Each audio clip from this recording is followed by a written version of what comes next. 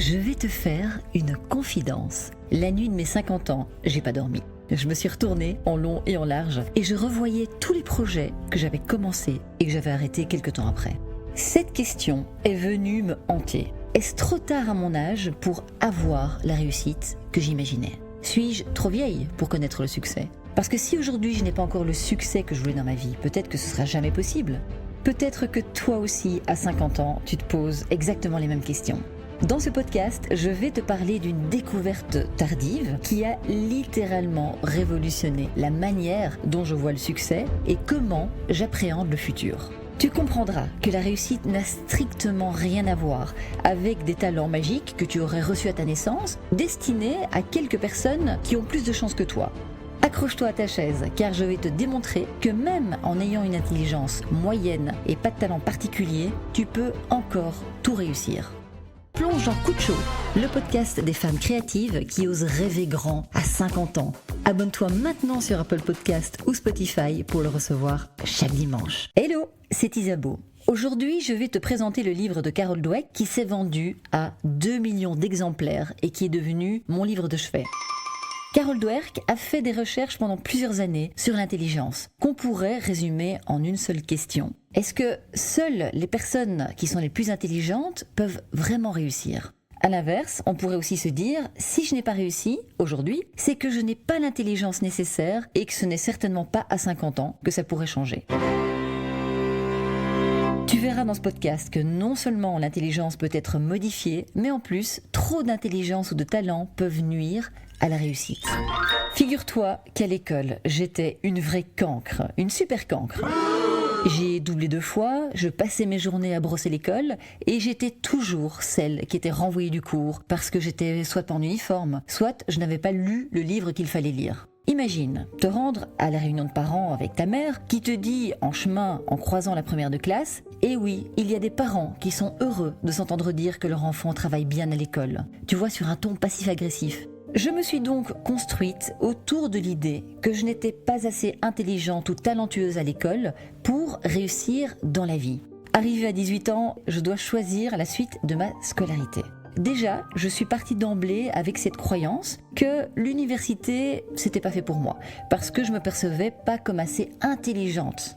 Je venais d'une famille d'artistes et je me suis dit, pourquoi pas une école d'art ? En même temps, je n'avais pas l'impression d'avoir des talents particuliers et je n'ai pas eu de formation artistique. Sur les conseils bien avisés d'une amie qui m'a dit alors « Tu n'as rien à perdre, vas-y », je me suis présentée à l'examen d'entrée sans grande conviction. Et là, je ne m'y attendais pas du tout, mais alors pas du tout. Non seulement j'ai été admise à la Cambre, et en plus, j'ai terminé avec la plus grande distinction. Comment suis-je passée de cancre à major de ma promo ? C'est à 48 ans, plus de 25 ans après, que j'ai compris ce qui s'était passé. Tout réside dans la manière dont on voit les choses, donc l'état d'esprit que nous adoptons. Il y a 2 grandes distinctions d'état d'esprit. Premièrement, l'état d'esprit fixe. Les personnes qui ont un état d'esprit fixe croient dur comme fer que tout repose sur leur talent inné. Comme si à la naissance, on recevait une certaine quantité de dons. Tiens, toi tu seras doué en dessin, toi tu seras doué en maths. Des talents qu'on ne peut pas acquérir, à moins d'avoir eu cette chance au départ. Tu vois, le fameux mythe de la bonne fée qui se penche sur ton berceau. Si tu ratais la bonne fée, alors là, c'était foutu pour toi. J'ai cru ça une grande partie de ma vie. Je me suis dit, j'ai des facilités, j'ai aussi parfois de la chance, et toute ma réussite repose sur ces 2 éléments. Quel est le revers de la médaille en adoptant une telle vision de la vie ? Si je suis convaincue que tout repose sur des événements extérieurs, ça me met dans un état de stress permanent. Par exemple, et si demain je n'avais plus de chance ? Et maintenant que j'ai 50 ans, suis-je assez douée pour réussir à l'heure actuelle ? Les personnes qui ont cet état d'esprit fixe, qui est appris durant l'enfance, sont perpétuellement dans l'évitement. Elles évitent et elles redoutent même les défis, elles craignent l'échec, parce que cet échec remettrait en question leur capacité. On a donc remarqué que ces personnes abandonnent beaucoup plus facilement face aux obstacles. Depuis toute petite, elles ont appris que dans la vie, on est soit des winners, soit des losers, et c'est comme ça. En version simplifiée, ça donne soit tu niques, soit tu es niqué.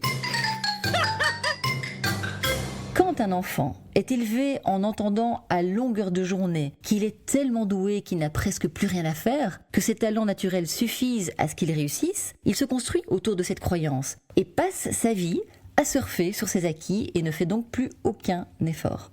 Quand je te disais que les talents ou l'intelligence peut aussi être une malédiction, dès qu'une difficulté se présente, ils abandonnent et ils passent directement à autre chose. Le deuxième état d'esprit, c'est l'état d'esprit de développement. Les personnes qui ont un état d'esprit de développement ont compris qu'ils pourront toujours réussir grâce à leurs efforts, à l'apprentissage et à la persévérance. Ce sont des enfants à qui on a répété « tu réussis grâce à ton travail et à ta persévérance ». En conséquence, ils considèrent les défis non plus comme des échecs, mais comme de véritables opportunités de croissance. Ils acceptent l'échec, ils le traversent. C'est pas un drame, c'est pas « oh mon Dieu, j'ai raté », mais comme un tremplin pour s'améliorer. Ce sont les yes women et men de l'univers. Yes, ma'am. Toujours prêts, car ils savent que peu importe qu'ils réussissent ou ratent, c'est une occasion supplémentaire pour eux d'apprendre et de grandir. Dans le cadre de ces recherches, Carol Dweck et ses assistants ont suivi des enfants tout au long de leur scolarité. Et au final, ceux qui avaient adopté un état d'esprit de croissance réussissaient mieux que ceux qui avaient un état d'esprit fixe, même si au départ, ils étaient moins doués ou peut-être moins intelligents. Sans le savoir, j'ai fait ce chemin durant ces 5 années à la Cambre. Je suis arrivée en n'ayant aucune formation artistique et j'en suis ressortie 5 ans plus tard avec 98%.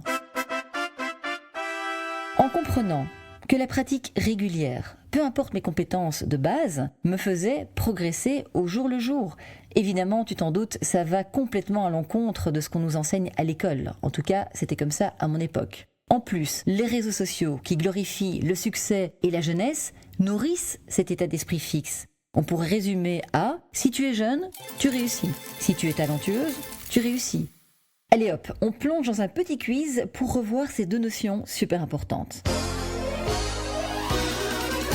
Je vais te donner un nom, je vais décrire cette personne et tu vas devoir deviner si c'est un état d'esprit fixe ou de croissance. T'es prête? Alors on y va. John McEnroe, est-ce que ce nom te dit quelque chose? C'était un grand champion, un grand joueur de tennis dans les années 80. Écoute bien, je suis plus doué que les autres, je n'ai rien à apprendre. Dès que je rate, je rentre dans une colère noire car ce n'est absolument pas de ma faute. Quand je perds, c'est parce que le public parle trop fort et le soleil était mal placé. Ai-je un état d'esprit fixe ou de croissance?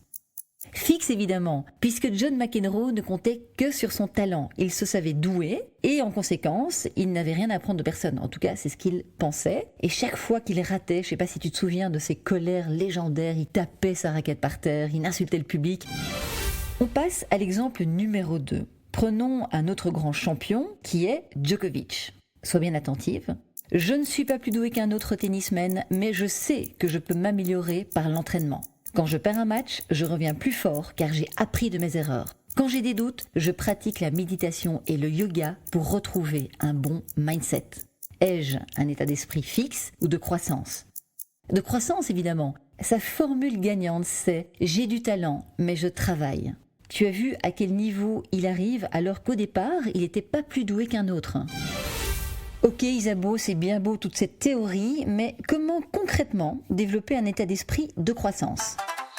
Tout d'abord, un petit rappel des principes du livre de Carol Dweck. Développer un état d'esprit de croissance repose sur la croyance que l'intelligence, les compétences et les talents peuvent être développés par ces 3 choses. 1. L'effort. 2. La persévérance. Et 3. L'apprentissage. Et c'est ce que je me mets dans le crâne depuis maintenant une dizaine d'années en adoptant 3 nouvelles habitudes qui sont directement tirées de ce livre. 1. Je prends l'habitude de remplacer « je ne suis pas doué pour ça » par « je ne maîtrise pas encore cette compétence ». On passe de « je ne sais pas le faire » à « je peux y arriver avec un peu d'entraînement ». La notion « encore » est très très importante. Ce n'est pas parce que je ne sais pas le faire maintenant que je ne saurai jamais le faire. Tu vois toute la subtilité. J'ai pris l'habitude de me reprendre lorsque je dis « je suis vraiment pas doué pour calculer un budget ». Je recommence et je reformule en disant « je ne sais pas encore calculer un budget ». Ce qui sous-entend que je peux faire quelque chose pour apprendre.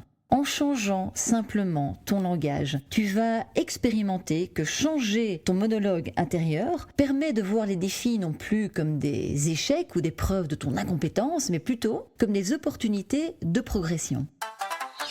Deuxième habitude, réévaluer l'échec comme un apprentissage. Plutôt que de te dire « j'ai échoué, je ne suis donc pas faite pour ça », analyse plutôt ce qui n'a pas fonctionné et ajuste ta stratégie en conséquence, sans te juger. Très important, n'aie pas peur des essais et des erreurs, ne les évite pas parce que c'est comme ça qu'on apprend.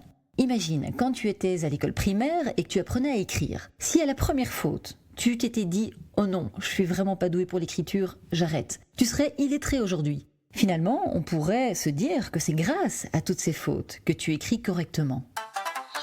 Troisième habitude, remplacer à chaque fois que tu dis « je suis trop vieille pour ça », tu le remplaces par « j'apprends à tout âge ». Dans ce cas, un état d'esprit fixe dirait « à 50 ans, c'est trop tard pour apprendre une nouvelle compétence ». Tandis qu'un état d'esprit de croissance dirait dans la même situation « je connais des femmes qui ont commencé une carrière à 50 ans et qui ont réussi, alors pourquoi pas moi ?» Tu vois que l'âge n'est pas une limite, ou ne devrait pas l'être, jamais, pour adopter un état d'esprit de croissance. Bien au contraire, regarde la somme de tout ce que tu as appris jusqu'à présent, et qui te servent de preuve tangible que tu es déjà compétente, et tout ce que tu peux encore faire. Tiens, si tu as envie d'aller un petit peu plus loin, prends maintenant une feuille de papier et écris, là, tout de suite, 3 choses pour lesquelles tu ne pensais pas être doué, et regarde ce que tu as finalement accompli. Au final, tu l'as compris, ce qui compte, c'est la capacité à être curieuse, persévérante et à prendre du plaisir dans l'apprentissage. En conclusion, lorsque tu adoptes un état d'esprit de croissance, tu peux atteindre tout ce que tu veux, même si tu as atteint, comme moi, l'âge canonique de 50 ans. Tout commence par le mindset.